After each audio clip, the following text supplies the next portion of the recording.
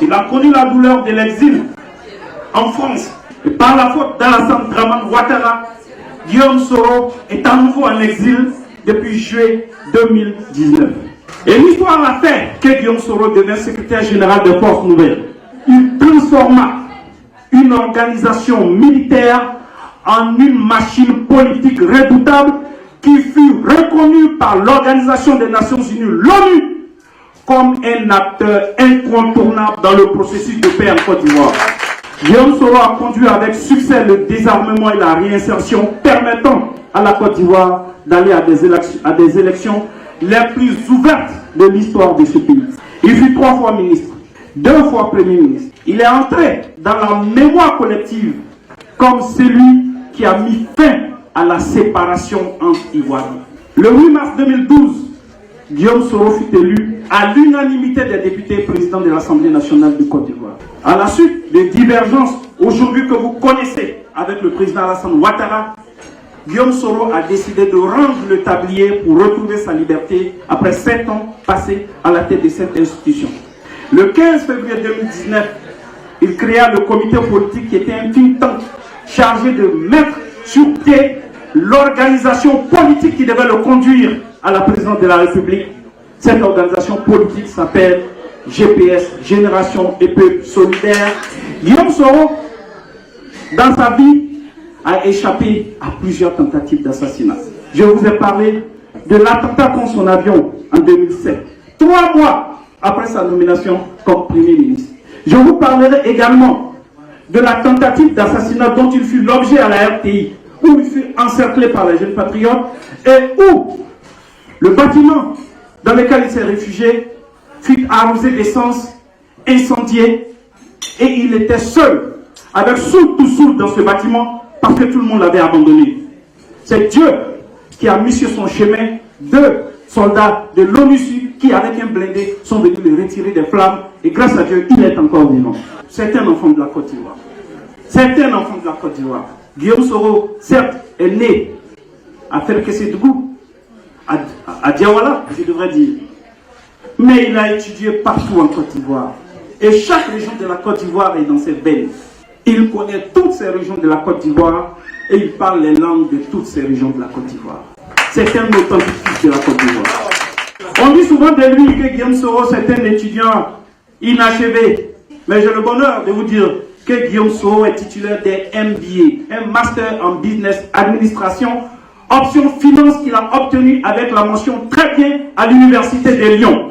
Guillaume Soro fut pendant son parcours au sein de l'exécutif celui qui a lancé aujourd'hui les chantiers qui font la gloire et la renommée du régime qui le combat aujourd'hui. Je peux vous annoncer avec beaucoup de fierté que Guillaume Soro fut à l'initiative du 3e pont. 3e pont pour lequel nous avons pratiquement failli en venir aux mains avec le conseiller de Ouattara, M. Eiffel, qui en lieu d'un pont 2 fois 4 places, voyait un petit pont tropical d'une voie aller, une voie retour. Guillaume Soro a dit non, il s'agit quand même de la Côte d'Ivoire. Et nous voulons un ouvrage à la dimension de la gloire et de la puissance de la Côte d'Ivoire. L'autoroute des Grands Bassam, le financement, le tracé fut négocié, obtenu par Guillaume Kibafori Soro. Je le sais, j'étais là, j'étais membre de son cabinet. Le prolongement de l'autoroute Sengrobo-Yamoussoukro, c'est encore Guillaume Kibafori Soro. La plaque commémorant son nom lors des travaux de lancement existe toujours. Mais ce régime veut tellement effacer Guillaume Soro que personne n'évoque cette plaque qui pourtant existe. Le barrage hydroélectrique de Soubré, dont le financement fut négocié avec le chinois Sino Hydro, fut fait pendant la primature de Guillaume Soro, inauguré bien entendu par M. Alassane Ouattara. Le célèbre et tristement célèbre métro d'Abidjan, qui jamais ne réussit à décoller, est une initiative de M. Guillaume Kibafori Soro, avec lequel je suis allé jusqu'en Corée pour négocier le financement, la construction et la gestion de ce pont, enfin, de ce métro, avec le groupe sud-coréen Dongsan. Aujourd'hui, quelqu'un est arrivé au pouvoir, il a estimé que il fallait faire quelque chose de grand, il fallait enlever les Coréens, il fallait monter le projet initial de 650 millions à 650 milliards, il fallait monter le projet à 1200 milliards. 1200 milliards, le projet n'a jamais avancé et n'a même pas quitté le stade des bureaux d'études. On se tarde d'avoir atteint le point d'achèvement de l'initiative PPTE. Mais en 2009, qui a atteint le point de décision? Grâce à une gestion rigoureuse des finances publiques, grâce à la stratégie de réduction de la pauvreté mise en place et validée par les bailleurs de fonds, il s'appelle Soro Kibafori Diop. Aujourd'hui, on veut effacer son nom de l'histoire de la Côte d'Ivoire. On veut le présenter comme un bandit. On veut le présenter comme un criminel. On veut le présenter comme un bandit de grand chemin. Mais vous savez tous que Guillaume Kibafori Soro est traité ainsi parce qu'il a décidé d'apporter son expérience, son intégrité, sa droiture, sa rigueur à la gestion de la Côte d'Ivoire. Je vous le dis, je vous le promets, il y aura des batailles difficiles. Des batailles plus difficiles que celles auxquelles vous vous attendez. Mais au bout, il y aura la victoire. Au bout, il y aura le triomphe. Au bout, il y aura la gloire. Souvenez-vous des paroles. Guillaume Soro a dit, et je vais le citer pour mettre fin à mon intervention. Je n'ai pas l'âme d'un héritier. Je n'attends pas que l'on me serve sur un plateau. Je suis un combattant. N'arrive à l'homme que ce que Dieu permet. Corrigé du quiz, Guillaume Soro, homme politique. Après avoir visionné la vidéo du président de GPS relative à son parcours d'homme politique, veuillez répondre aux 20 questions suivantes. Commencez ici. Question 1. Lors de son premier exil, dans quel pays Guillaume Soro se réfugia-t-il? Burkina Faso, France, Belgique. La bonne réponse est France. Question 2.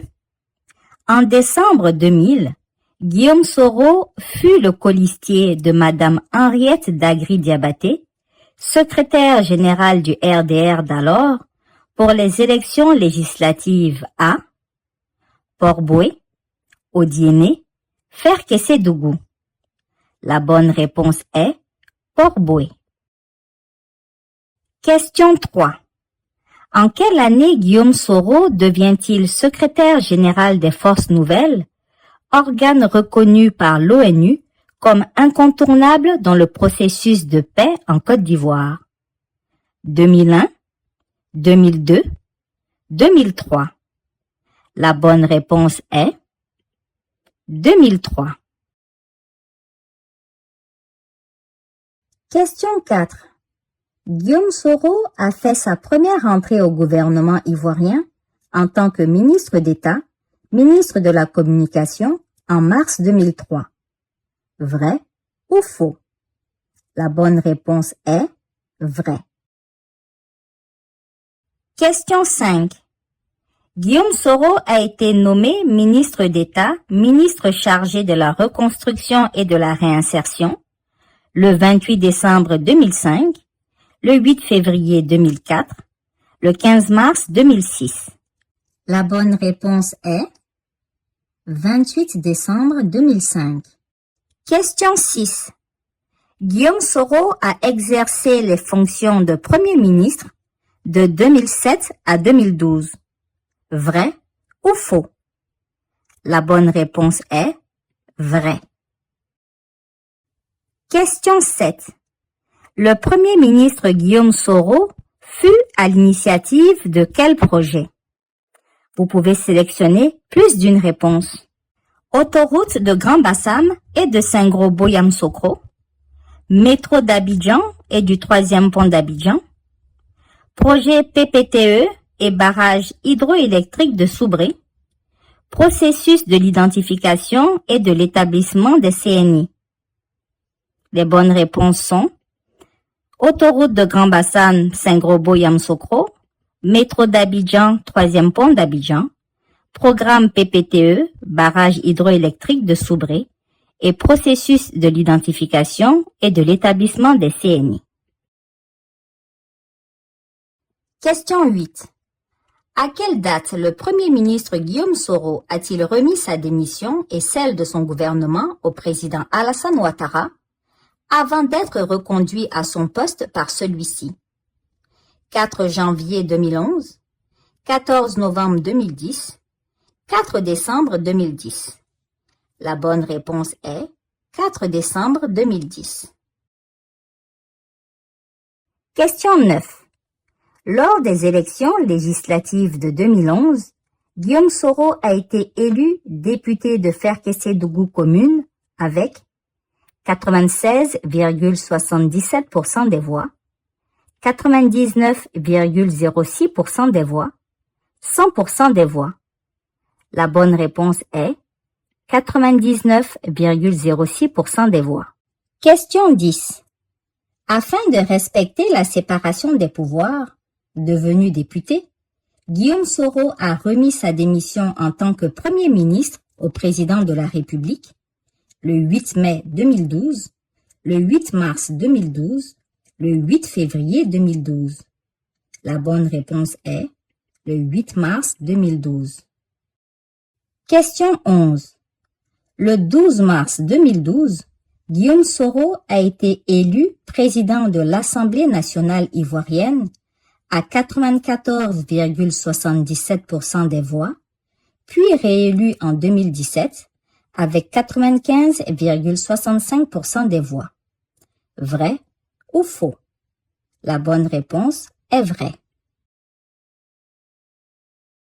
Question 12. Après avoir brillamment obtenu la licence d'anglais en Côte d'Ivoire et une maîtrise en sciences politiques en France, le président de l'Assemblée nationale Guillaume Soro a obtenu avec la mention très bien un Master of Business Administration, MBA, option finance à l'École de commerce de Lyon en France en 2018. Vrai ou faux? La bonne réponse est vrai. Question 13. Guillaume Soro a démissionné de son poste de président de l'Assemblée nationale de la Côte d'Ivoire lors d'une session extraordinaire qu'il a convoquée le 8 mars 2019, 8 février 2019, 8 janvier 2020. La bonne réponse est 8 février 2019. Question 14. Pourquoi Guillaume Soro a dû renoncer à la présidence de l'Assemblée nationale ivoirienne? Vous pouvez sélectionner plus d'une réponse. Pour éviter une crise institutionnelle, à cause de son refus d'adhérer au RHDP, parce qu'Alassane Ouattara le lui a demandé. Les bonnes réponses sont pour éviter une crise institutionnelle, à cause de son refus d'adhérer au RHDP et parce qu'Alassane Ouattara le lui a demandé. Question 15. Le 15 février 2019, Guillaume Soro a lancé un nouvel organe politique baptisé le Comité politique, Générations et Peuples solidaires GPS. Aucune des deux autres réponses.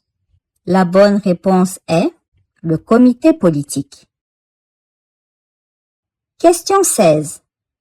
Contrainte à l'exil depuis juillet 2019, Guillaume Soro a décidé de mettre un terme à cet exil en rejoignant sa terre ancestrale africaine le 13 décembre 2023, le 12 novembre 2023, le 3 novembre 2023. La bonne réponse est le 12 novembre 2023. Question 17. Guillaume Soro est le président du mouvement citoyen GPS depuis sa création en juillet 2019. Vrai ou faux? La bonne réponse est vrai. Question 18. En 2023, Guillaume Soro a annoncé son intention de se présenter à l'élection présidentielle de 2025. Vrai ou faux? La bonne réponse est vrai.